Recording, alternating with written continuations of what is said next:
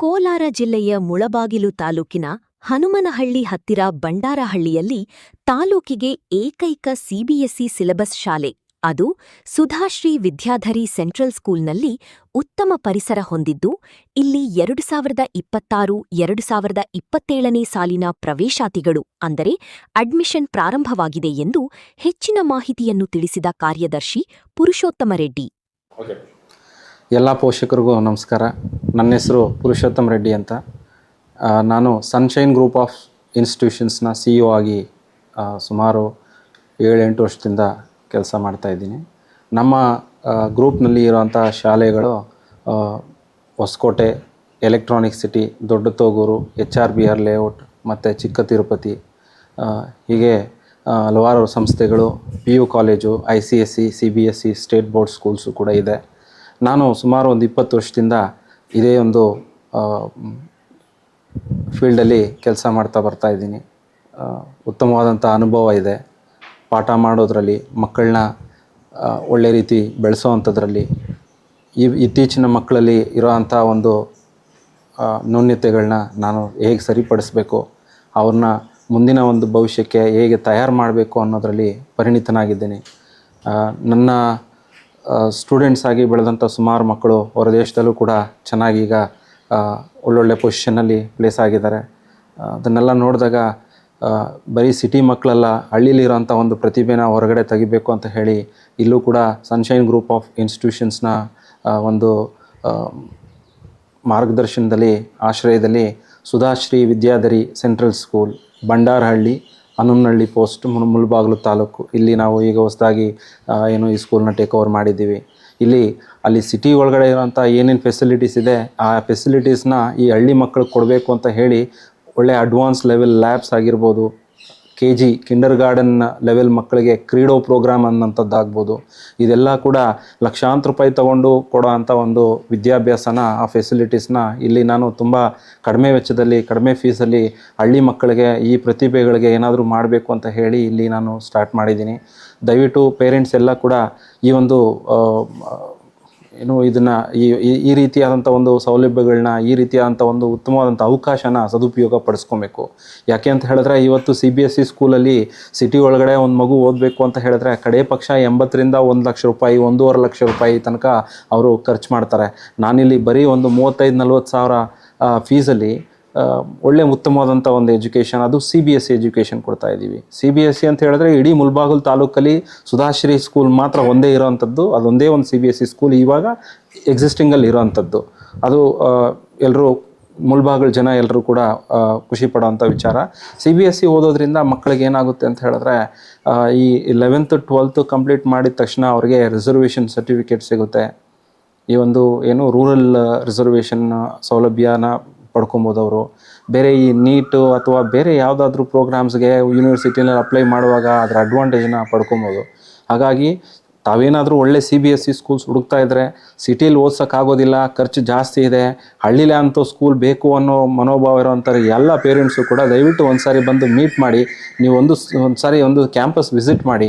ನಿಮಗೆ ಇಲ್ಲಿ ಉತ್ತಮವಾದಂಥ ಒಂದು ಕಲಿಕೆಗೆ ಪೂರಕವಾದಂಥ ವಾತಾವರಣ ಒಂದು ಸೃಷ್ಟಿ ಮಾಡಿ ಇಟ್ಟಿದ್ದೀವಿ. ಈ ಒಂದು ಉತ್ತಮವಾದಂಥ ಅವಕಾಶನ ಓದೋ ಮಕ್ಕಳು ನಿಜವಾಗ್ಲೂ ನಿಮ್ಮ ಮಕ್ಕಳನ್ನ ಒಳ್ಳೆ ಸ್ಕೂಲಲ್ಲಿ ಓದಿಸ್ಬೇಕು, ಚೆನ್ನಾಗಿ ಡಿಸಿಪ್ಲಿನಾಗಿ ಬೆಳಿಬೇಕು ಅಂತ ಹೇಳಿದ್ರೆ ಇಂಥ ಸ್ಕೂಲ್ನ ಆಯ್ಕೆ ಮಾಡ್ಕೊಳ್ಳಿ ಅಂತ ಹೇಳಲಿಕ್ಕೆ ನಾನು ಬಯಸ್ತೀನಿ. ಸೊ ಧನ್ಯವಾದಗಳು ತಮಗೆಲ್ರಿಗೂ ಕೂಡ. ಅದೇ ರೀತಿ 4 ವರ್ಷದಿಂದ ಸತತವಾಗಿ CBSE 100% ರಿಸಲ್ಟ್ಸ್ ನಾವು ಕೊಟ್ಟಿದ್ದೇವೆ.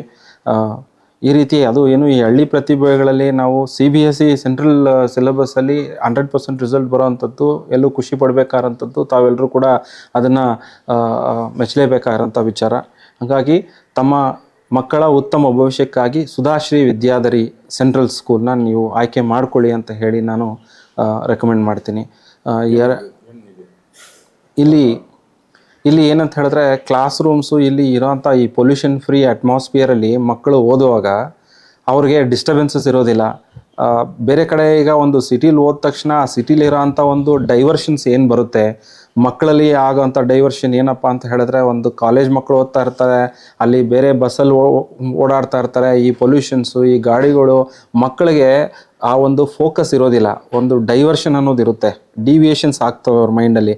ಅಂಥದ್ದನ್ನೆಲ್ಲ ಅವಾಯ್ಡ್ ಮಾಡಲಿಕ್ಕೆ ಇದೊಂದು ಉತ್ತಮವಾದಂಥ ಜಾಗ. ಅದೇ ರೀತಿ ಪ್ರೈವೇಟ್ ಸ್ಕೂಲ್ಸ್ ಅಂದರೆ ಏನಂತ ಹೇಳಿದ್ರೆ, ಮಕ್ಕಳು ಸ್ಕೂಲ್ಗೆ ಹೋಗ್ತವೆ, ಓದಬೇಕು, ಬರೀಬೇಕು, ಬರೀ ಮಾರ್ಕ್ಸ್ ತೋರಿಸ್ಬೇಕು ಅನ್ನೋ ಒಂದು ಉದ್ದೇಶದಿಂದನೇ ಪೇರೆಂಟ್ಸ್ ಕಳಿಸ್ತಿರ್ತಾರೆ. ಅದಲ್ಲದೆ ನಾವು ಸ್ವಲ್ಪ ವಿಭಿನ್ನವಾಗಿ ಅದನ್ನು ಯೋಚನೆ ಮಾಡಿದಾಗ, ಮಕ್ಕಳಿಗೆ ಬರೀ ಓದೋದು, ಬರೆಯೋದು, ಹೊಡೆದು ಬರೆಸೋ ಅಂಥದ್ದು, ಹೊಡೆದು ಓದಿಸೋ ಅಂಥ ಒಂದು ಸಿಸ್ಟಮ್ ಅಲ್ಲದೆ, ಲ್ಯಾಬ್ಸು LKGಯಿಂದನೇ ಅವ್ರಿಗೆ ಲ್ಯಾಬ್ ಮುಖಾಂತರವಾಗಿ ಪ್ರಾಕ್ಟಿಕಲಾಗಿ ಕಲಿತಾರೆ. ಅದು ಈ ಮೋಟಾರ್ ಸ್ಕಿಲ್ಸ್ ಅಂತ ಏನು ಬರುತ್ತೆ, ಅದನ್ನು LKGಯಿಂದ ಕಲಿಸಿದಾಗ ಅವರು 1ನೇ ಕ್ಲಾಸ್ 2ನೇ ಕ್ಲಾಸ್ ಬರೋ ಹೊತ್ತಿಗೆ ಅವರ ಹ್ಯಾಂಡ್ ರೈಟಿಂಗಲ್ಲಿ ಆಗಿರ್ಬೋದು, ಅವರ ಒಂದು ಕಮ್ಯುನಿಕೇಷನಲ್ಲಿ ಆಗಿರ್ಬೋದು, ಅವರ ಒಂದು ನಡವಳಿಕೆ ಆಗಿರ್ಬೋದು, ಅವ್ರಿಗೆ ಸ್ಟೇಜ್ ಫಿಯರ್ ಆಗಿರ್ಬೋದು, ಈ ಪ್ರಾಕ್ಟಿಕಲ್ ಆಗಿ ಯಾವುದೇ ಒಂದು ವಸ್ತುನ ಅವ್ರ ಕೈಲಿ ಕೊಟ್ಟು ನಾವು ಅದನ್ನು ಎಕ್ಸ್ಪರಿಮೆಂಟ್ ಮಾಡಿಸಿದಾಗ, ಆ ಒಂದು ಏನು ಸಣ್ಣ ವಯಸ್ಸಲ್ಲೇ ಅವ್ರಿಗೆ ಇರೋಂಥ ಭಯ ಹೊಂಟೋದಾಗ ಕಲಿಕೆ ಅವ್ರಿಗೆ ಪೂರಕವಾಗಿರುತ್ತೆ.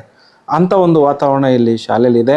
ಅದೇ ರೀತಿ LKGಯಿಂದ 10ನೇ ಕ್ಲಾಸ್ ತನಕನೂ ಕೂಡ ನಾವು ಪ್ರಾಕ್ಟಿಕಲ್ ಓರಿಯೆಂಟೆಡ್ ಟೀಚಿಂಗ್ ಇರುತ್ತೆ. ಇಲ್ಲಿ ಬರೀ ಓದಿಸೋವಂಥದ್ದು, ಮಗ್ಗಪ್ ಮಾಡಿಸೋವಂಥದ್ದು, ಬಾಯ್ಪಾಠ ಮಾಡಿಸಿ ಪೇರೆಂಟ್ಸ್ನ ಒಪ್ಸೋವಂಥ ಕೆಲಸ ಇಲ್ಲದೆ, ಅವರ ಒಂದು ಸರ್ವತೋಮುಖ ಬೆಳವಣಿಗೆಯಲ್ಲಿ ಏನೆಲ್ಲ ಅವಶ್ಯಕತೆ, ಹೆಂಗೆ ಅಂದರೆ ಪಾಠದ ಜೊತೆಗೆ ಆಟನೂ ತುಂಬ ಮುಖ್ಯವಾಗುತ್ತೆ.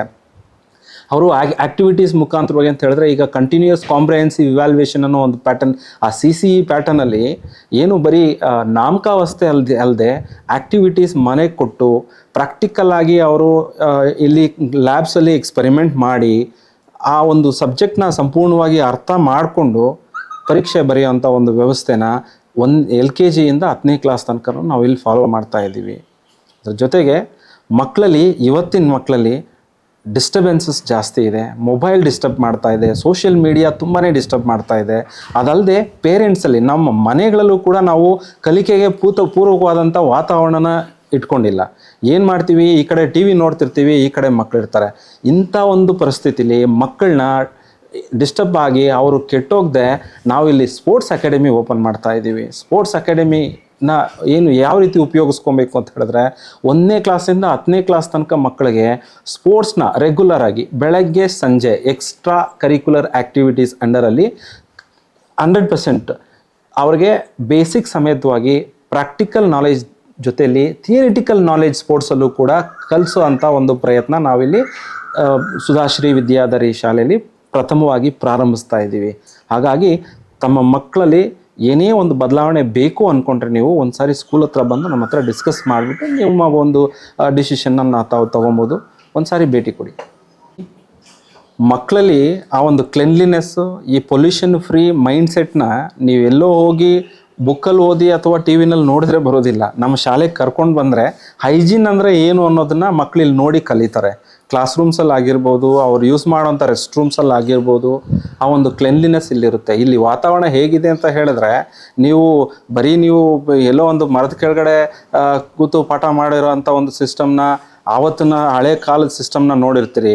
ಇವತ್ತು ಇಲ್ಲಿ ಶಾಲೆಗೆ ಬಂದರೆ ನೀವೇನೇ ಇಂಥ ಸ್ಕೂಲ್ ನಮಗೆ ಸಿಗಲಿಲ್ವಲ್ಲ, ನಮ್ಮ ಮಕ್ಕಳು ಓದಿದ್ರೆ ಇಂಥ ವಾತಾವರಣದಲ್ಲಿ ಓದಬೇಕು ಅನ್ನೋ ಒಂದು ಫೀಲ್ನ ಕ್ರಿಯೇಟ್ ಮಾಡೋ ಹಂಗೆ ನಮ್ಮ ಸ್ಕೂಲ್ ಬಿಲ್ಡಿಂಗು ಮತ್ತು ಈ ಒಂದು ಸ್ಕೂಲ್ ವಾತಾವರಣ ಇದೆ. ತಾವು ಒಂದು ಸಾರಿ ಬನ್ನಿ. ಅದೇ ರೀತಿ ಎಲ್ಲರಲ್ಲೂ ಆತಂಕ ಇರುತ್ತೆ. ಒಳ್ಳೆ ಸ್ಕೂಲು, ಟ್ರಾನ್ಸ್ಪೋರ್ಟೇಷನ್ ಬಗ್ಗೆ ಚಿಂತೆ ಇರುತ್ತೆ ನಿಮಗೆ.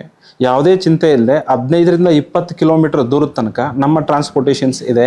ಬೇರೆ ಕಾರ್ಪೊರೇಟ್ ಸ್ಕೂಲ್ಸ್ ಚಾರ್ಜ್ ಮಾಡೋ ರೀತಿಯಾದಂಥ ಚಾರ್ಜಸ್ಸು ಟ್ರಾನ್ಸ್ಪೋರ್ಟೇಷನಲ್ಲಿ ಏನೂ ಇರೋದಿಲ್ಲ. ನಾವು ಬರೀ 1000 to 1500 rupees maximum monthly collections ಮಾಡ್ತಾ ಇದ್ದೀವಿ. ಅದು 2 ಕಿಲೋಮೀಟ್ರ್ ಒಳಗಡೆ ನಾನು ಟ್ರಾನ್ಸ್ಪೋರ್ಟೇಷನ್ ಫ್ರೀ ಕೊಟ್ಟಿದ್ದೀನಿ. ಅದ್ರ ಜೊತೆಗೆ ಇಲ್ಲಿ ಸುತ್ತಮುತ್ತ ಒಂದು 5-6 ಕಿಲೋಮೀಟ್ರ್ ಒಳಗಡೆ ಇರೋಂಥವ್ರಿಗೆ ಒಂದು 500ರಿಂದ 600 ರೂಪಾಯಿ ವ್ಯಾನ್ ಫೀಸ್ ಬರುತ್ತೆ. ಒಂದು ಆಟೋನಲ್ಲಿ ಕಳಿಸೋ ಅಂಥ ಚಾರ್ಜಲ್ಲಿ ನಾನು ವ್ಯಾನ್ ಕಳಿಸಿ ಮಕ್ಕಳನ್ನ ಪಿಕಪ್ ಮಾಡಿ ಇಲ್ಲಿ ಸ್ಕೂಲ್ ಕರ್ಕೊಂಬರ್ತೀನಿ. ಇಲ್ಲಿ ನಮಗೆ ಬೇಕಾಗಿರೋಂಥದ್ದು ಹಳ್ಳಿ ಪ್ರತಿಭೆಗಳು ಬೆಳಿಬೇಕು. ಈ ಒಂದು ಸೌಲಭ್ಯನ ನನ್ನ ಒಂದು ಟ್ಯಾಲೆಂಟ್ನ ದಾರಿ ಅರಿಬೇಕು ಇವರಿಗೆ. ಈ ಮಕ್ಕಳಲ್ಲಿರೋಂಥ ಪ್ರತಿಭೆನ ನಾನು ನ್ಯಾಷನಲ್ ಲೆವೆಲಲ್ಲಿ, ಇಂಟರ್ನ್ಯಾಷನಲ್ ಲೆವೆಲಲ್ಲಿ ರೆಪ್ರೆಸೆಂಟ್ ಮಾಡಿಸ್ಬೇಕು. ಈ ಮಕ್ಕಳಲ್ಲಿ ಏನಾದರೂ ಒಂದು ಸಾಧನೆ ಮಾಡಬೇಕು ಅನ್ನೋ ಒಂದು ಉದ್ದೇಶ ಇಟ್ಟು ನಾನು ಬೆಂಗಳೂರು ಬಿಟ್ಟು ಇಲ್ಲಿ ಕೋಲಾರ ಜಿಲ್ಲೆ ಮುಲ್ಬಾಗಿಲಿಗೆ ಈ ಸುಧಾಶ್ರೀ ಸ್ಕೂಲ್ಗೆ ಬಂದು ನಾನು ಚಾರ್ಜ್ ತೊಗೊಂಡಿದ್ದೀನಿ. ನನ್ನ ಒಂದು ನಾಲೆಜ್ನ, ಎಕ್ಸ್ಪೀರಿಯನ್ಸ್ನ ಮಕ್ಕಳೆಲ್ಲರೂ ಕೂಡ ಸದುಪಯೋಗ ಪಡಿಸ್ಕೊಬೇಕು ಅನ್ನೋದೇ ನನ್ನ ಆಸೆ.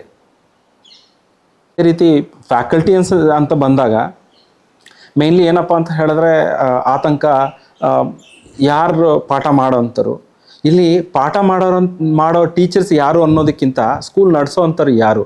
ನಾನು actually Cambridge International diploma holder. Cambridge International diploma ಪಡ್ಕೊಂಡಿರೋದು ಉದ್ದೇಶ ಏನು ಅಂತ ಹೇಳಿದ್ರೆ, ಟೀಚರ್ಸ್ನ ಹೇಗೆ ಟ್ರೈನಪ್ ಮಾಡಬೇಕು, ಈಗಿನ ಪರಿಸ್ಥಿತಿಗೆ ಈಗಿನ ಮಕ್ಕಳಲ್ಲಿ ಡಿಸಿಪ್ಲಿನ್ ಆಗಿರ್ಬೋದು, ನಾವು ಹೇಳಿದ ಪಾಠನಾಗಿರ್ಬೋದು, ಯಾವುದೇ ರೀತಿಯಾದಂಥ ಆ ಇಂಟ್ರೆಸ್ಟ್ ತೋರಿಸ್ದೇ ಹೋಗ್ದಿದ್ದಂಗೆ ಅವ್ರನ್ನ ಹೇಗೆ ಅಟ್ರ್ಯಾಕ್ಟ್ ಮಾಡಬೇಕು, ಒಳ್ಳೆ ಅಟ್ರಾಕ್ಟಿವ್ ಮೆಥಡ್ಸಲ್ಲಿ, ಈಸಿ ಮೆಥಡ್ಸಲ್ಲಿ ಹೇಗೆ ಪಾಠ ಮಾಡಬೇಕು ಅನ್ನೋದನ್ನು ತಿಂಗಳಗಟ್ಟಲೆ ನಾನು ಕೂತು ನಮ್ಮ ಟೀಚರ್ಸ್ಗೆ ಟ್ರೈನಿಂಗ್ ಕೊಡ್ತಿರ್ತೇನೆ. ಆ ಒಂದು ಟ್ರೈನಿಂಗಲ್ಲಿ ಏನಾಗ್ತಾರೆ ಅಂತ ಹೇಳಿದ್ರೆ, ಟೀಚರ್ಸು ಚೆನ್ನಾಗಿ ಡೆವಲಪ್ ಆಗ್ತಾರೆ. ನಾವೇನೋ ಬೆಂಗಳೂರಿಂದ ಟೀಚರ್ಸನ್ನ ತೊಗೊಂಬರ್ತೀವಿ ಅಥವಾ ಬೇರೆ ಕಡೆಯಿಂದ ಎಲ್ಲೋ ಒಂದು ತರ್ತೀವಿ ಅನ್ನೋದಕ್ಕಿಂತ, ನಾನೇ ಅಲ್ಲಿಂದ ಬಂದು ಈ ಟೀಚರ್ಸ್ನ ಹೇಗೆ ಬೇಕು ಈ ಶಾಲೆಗೆ, ಸೆಂಟ್ರಲ್ ಶಾಲೆಗೆ ಬೇಕಾಗಿರೋಂಥ ರೀತಿಲಿ ಆ ಟೀಚರ್ಸ್ನ ಟ್ರೈನಿಂಗ್ ಕೊಡೋವಂಥ ಪ್ರೋಗ್ರಾಮು.